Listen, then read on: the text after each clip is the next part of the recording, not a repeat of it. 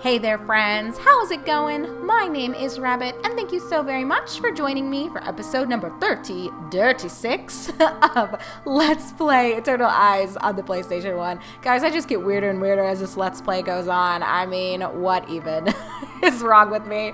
So, as for a quick recap, we saw quite a slew of cutscenes, with the most notable of them being that we were able to successfully revive Elena following our acquiring I believe it's called the Regalia of Knowledge, I think. We ended up swiping that bad boy from Ceres, who got a little dragged by Vorlis. He was not pleased with her losing that to us, but you know, what can we say? We kind of are a big deal and everything. So we brought the book back to whatever the princess is of Gross Kingdom. She sliced her finger, was able to assume her role as the angel, and bing, bang, boom. Here we are now outside of Shillay's tower as both Elena and Luke, and I think our task is to find someone who also is a Crimson Eye / Eternal Eyes person. I'm really not sure how this Shillay person plays into everything that's going on, but we know that this is the next place for us to visit. So, with all of that being said, my darlings, let's just dive in. I had kind of cut us off at the last episode because I suspected there would be a cutscene, and here you go. It is in fact the case. So, Luke kind of opens up everything by saying, I can sense dozens of monsters inside here. Maybe it's because of the goddess. Oh, I guess the revival is happening, so that would make sense, but I think Shillay, this is her home, but she just has a bunch of traps laid on the terrain and basically here so that people can't just get access to her easily. That's my understanding of everything, but I could be wrong. More than likely I'm wrong. Anyway, Elena continues the conversation by saying, it's not just that. I'm also getting bad feelings, and they're giving me the shivers. As if an evil presence is getting closer and closer. Maybe the goddess is going to awaken soon. I'll go ahead and get rid of all the monsters. You catch me up later. Catch me up later? I think the expression, Luke, is catch up with me later. I don't believe I've ever heard it phrased quite that way, but hey, you do you. Sure, Luke, as always, be careful. Yeah. I don't know if it's wise to just leave Elena outside while we go. Are we even entering anything? It looks like this is just a bunch of ruins. I was expecting it to genuinely be a tower where we go inside and, you know, we're surrounded by bricks and by stones, but it looks like it's fairly open and you can see multiple columns and it looks like just a lot of dilapidated walls. Very odd, but okay.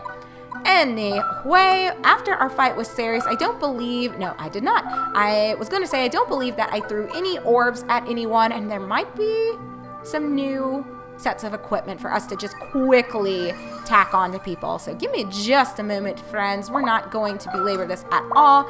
I don't think it's going to make a big deal in the long run. I mean, I've said it before, and I will continue to say it, that I think we're in a fairly good place, and any strategizing that we do, I'm not saying that it's unwise to strategize and to truly think about the impact of the choices you're making. Ooh, either learns magic or increases status. I think I'm actually going to plop this on Laferne just in case she can get a spell.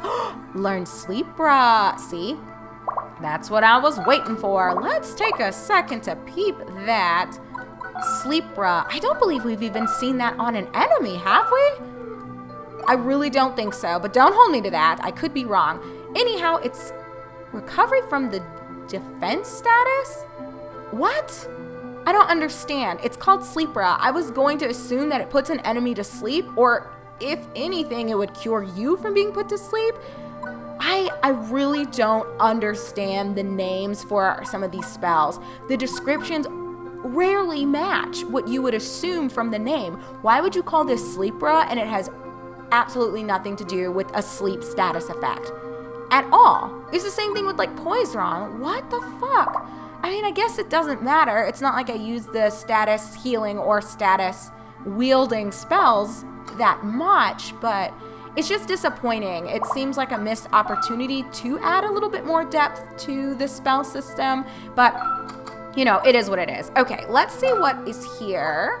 Ooh, a death sword. It does look like our speed is going to drop, what is that, 40 points? Which is not super great, but HR does go up 10. Oh my god, we see quite a jump here in MD.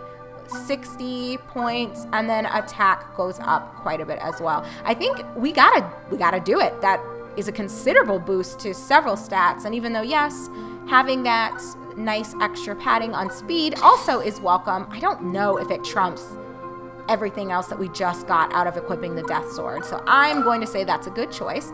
Let's see, Demon Guard, old news. We did get some Skull Vests, which seem okay. If I did equip this, it would bring back up our speed, so it kind of offsets that. But I don't know if I want my magic defense to drop, nor do I really want my HR going down. So I think it just is what it is. Maybe the Skull Vest actually is the true improvement here, but I'm fine with Luke's stats as they are. I mean, I don't think it's going to matter too much. And as always, if we hate it, we can switch something out in our next fight. So we have that flexibility there. I'm not going to sweat the small stuff, you guys. So, speaking of sweating the small stuff, actually it's really not small stuff. I was super fucking triggered by Brad and his bullshit, and I sincerely hope that I get a call, even if it's today or tomorrow, because honestly, thinking out loud, I think I have to split this recording session up into 2, where I might only have enough to record like 2 more, and then I'll have to finish tonight or tomorrow morning. We'll see, but oh, you guys had better believe as soon as I get an update on that front with Brad's bullshit, oh man, I'm hoping for the groveling. Oh, it's gonna feel so good. But okay, let me not turn into a vengeful spirit over here. Let's peep these new question mark. What even is going on with this one? We gotta just start from the left and work our way to the right. Look at these puppets, you guys. What is going on? So this one is named Kareen. His face is cute. I guess he's supposed to be a genie of sorts. He has got Hammerga.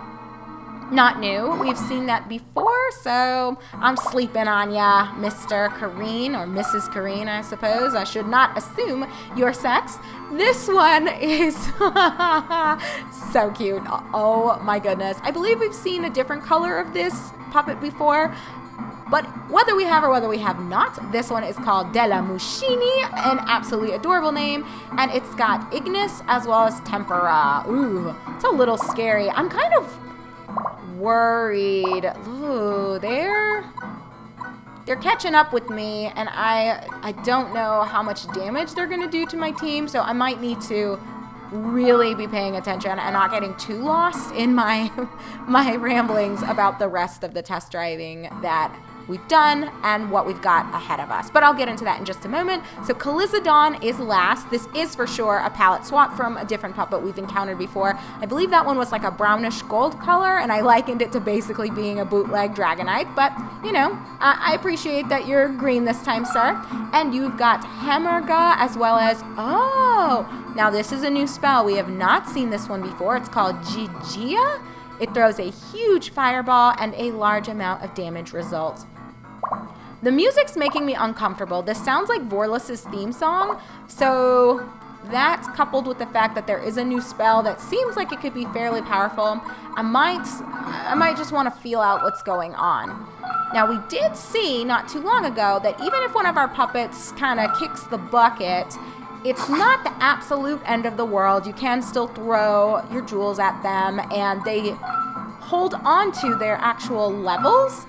So in a sense, the integrity of the puppet is not compromised by them dying. However, it's still a little annoying, and just in general, it feels super bad to have to kind of start over and string together the sequences and recipes all over again. It's just an extra 20 minutes. I would have to go back somewhere and fight enemies over and over again to get a good amount of orbs so that I can get my puppets back where they need to be. I really don't see Haresh. Well, I don't want to throw him right up there. We're gonna open with a little bit of a lame strategy here and tactic here. I don't think we will be successful in killing this little thing. What is his name? Della Mushini, but we're gonna at least chip away at him while still staying a little bit in the back.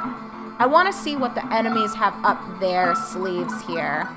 But if we are fortunate, if someone is going to deal a lot of damage and take this thing out, it would be LaFern.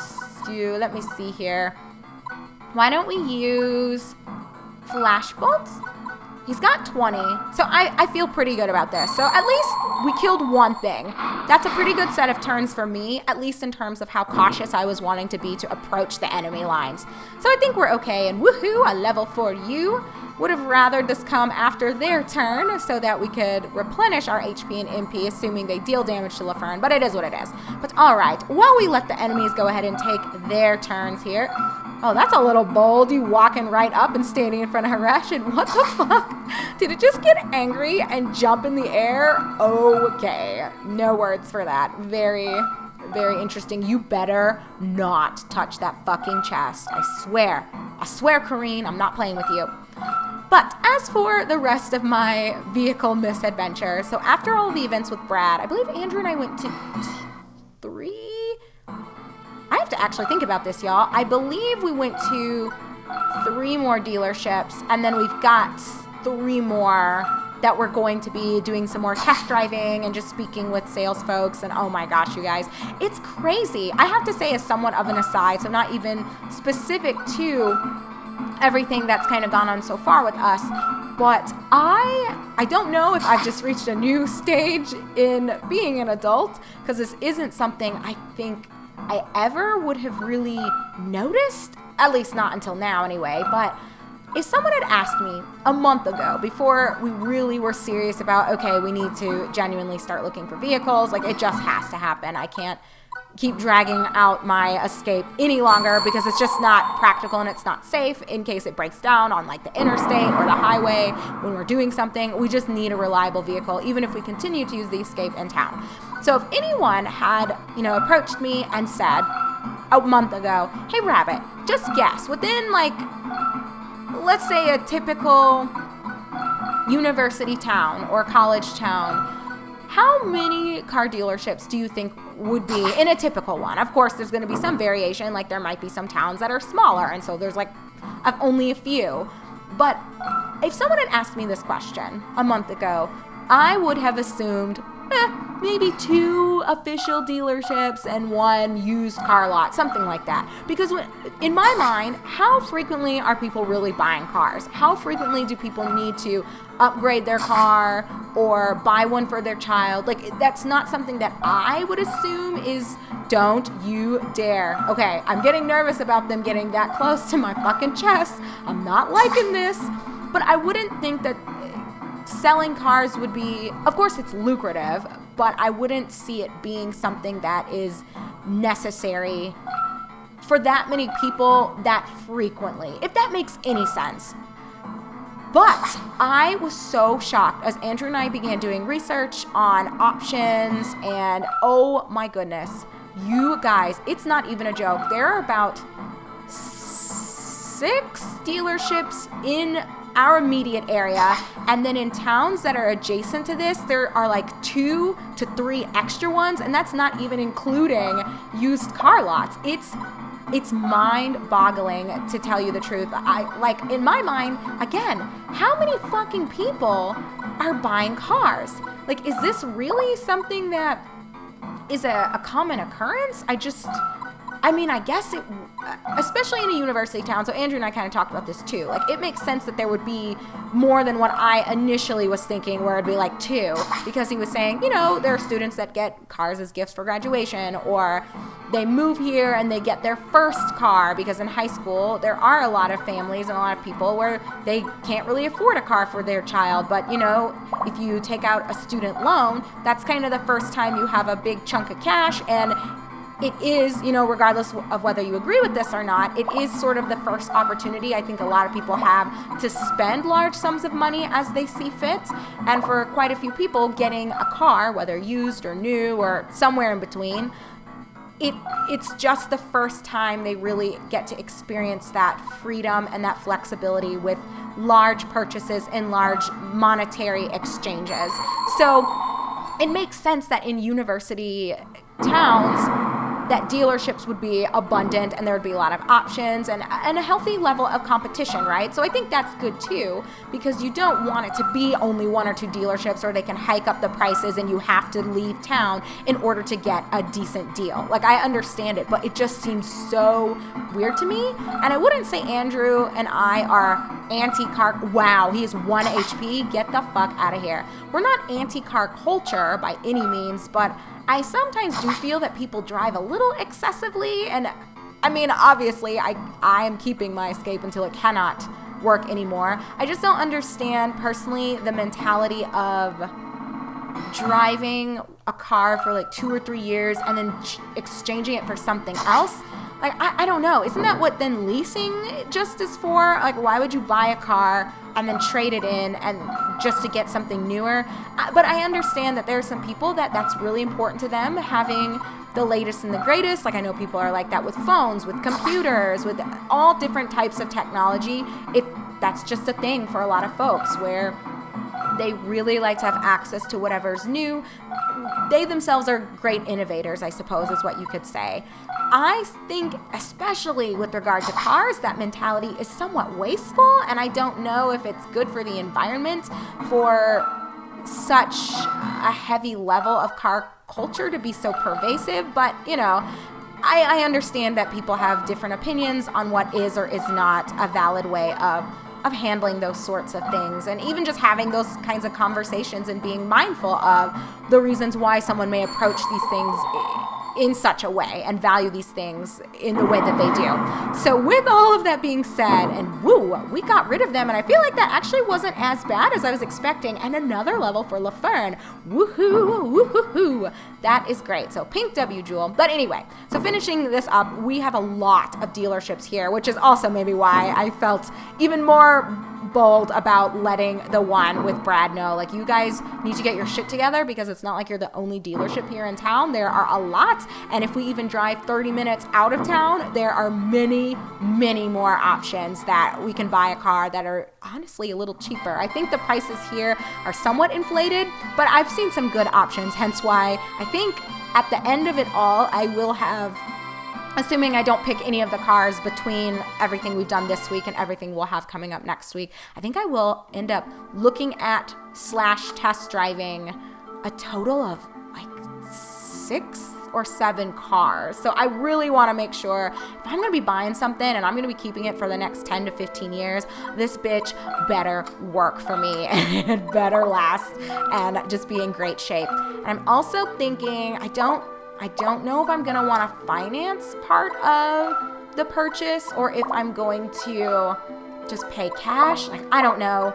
I definitely have the savings to pay for a vehicle in cash, but I don't know. It's always just a risk, because it's like you can do it and you can consider it an asset and an investment, and it's nice that you're not paying any sort of interest. So paying up front, it does come with the advantage of, I think, a level of financial freedom, because you're not in debt to anyone or anything. Like, you paid for your product and you own it and it's yours. But if it depletes your savings, or if it makes a huge dent in your savings, you have to think about, if an emergency did happen, would we still be okay? And then with that mindset and thinking about that, he learned crash. We're going to check that out in just a second.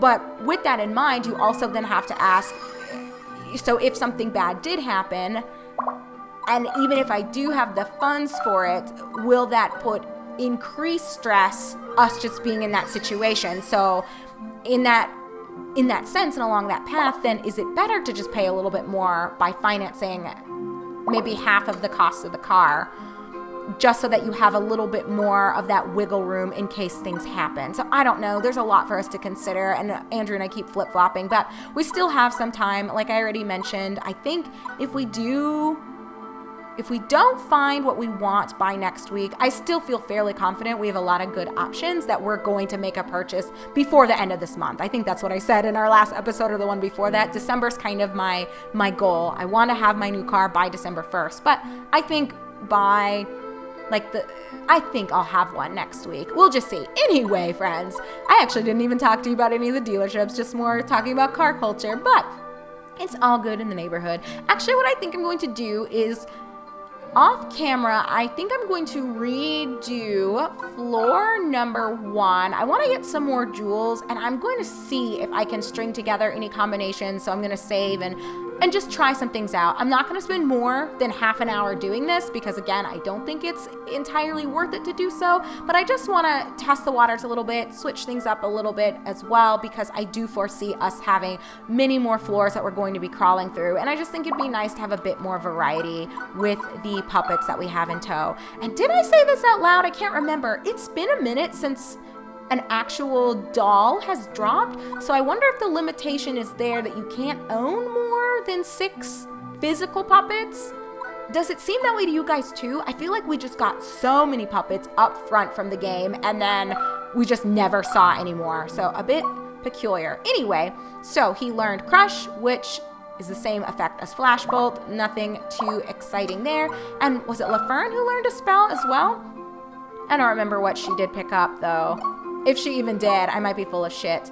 No, she's nothing in green. Maybe she didn't. I honestly can't remember. Well, you guys know what she got, and I'm sure there'll be a point as I'm going through, I'll be like, oh yeah, that was the new spell, wasn't it? So anyway, my darlings, thank you very much for sticking it out with me. As always, my name is Rabbit. This is our Let's Play of Eternal Eyes on the PlayStation 1, and I greatly appreciate having you all along for the ride. So take care, be good, and I look forward to meeting up with you in episode number 37, where hopefully I will have someone in a new form, or at the very least, I can show you the jewels that I picked up and we'll just throw them at puppets. We'll see. I'll decide in real time, but either way, I'll meet you guys there.